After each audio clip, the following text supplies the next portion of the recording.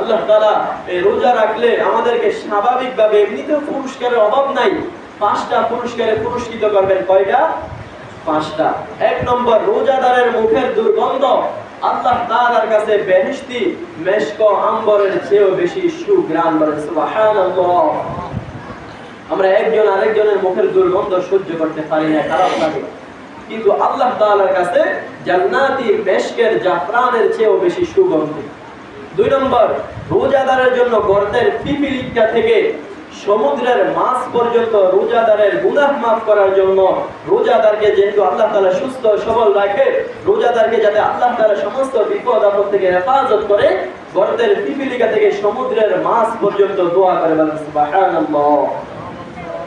3 নম্বর, রোজাদারের জন্য প্রত্যেক দিন জান্নাতকে সুসজ্জিত করা হয়।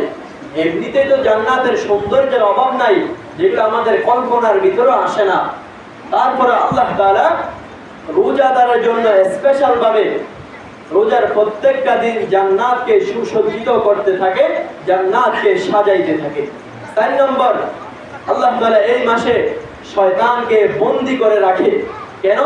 যেহেতু রোজাদারের আমলের ভিতরে শয়তান ব্যাঘাত ঘটাইতে না পারে, রোজাদারের আমলের ভিতরে যাতে শয়তান বিশৃঙ্খলা ঘটাইতে না পারে, শয়তান যাতে ধোঁকা দিয়ে রোজাদারের রোজাকে নষ্ট করতে না পারে, এই কারণে আল্লাহ তাআলা রোজাদারের পুরস্কার হিসাবে এই মাসে শয়তানকে কি করে রাখে? বন্দী করে রাখে।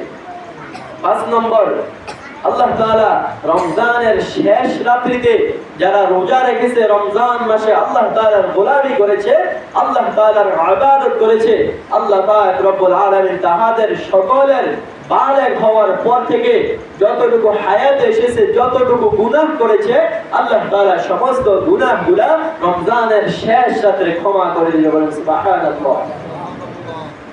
এখন বলে হুজুর, যারা রোজা রাখে না, শয়তান তো বন্দী, তারা কেন রোজা রাখে না?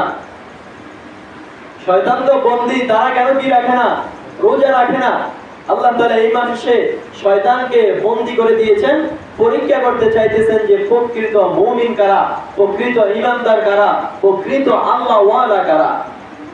যারা রোজা রাখবে, শয়তানকে আল্লাহ তাআলা বন্দী না করলেও কি রাখবে? রোজা রাখবে।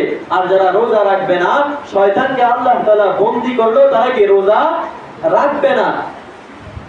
শয়তানকে আল্লাহ তাআলা এই কারণে বন্দী করে রেখেছে, যেহেতু সে আল্লাহ তাআলার কাছে বলতে না পারে, আল্লাহ শয়তান ধোঁকা দিছে, এই কারণে কি রাখতে পারি নাই, রোজা রাখতে পারি নাই, বলার সুযোগ আছে?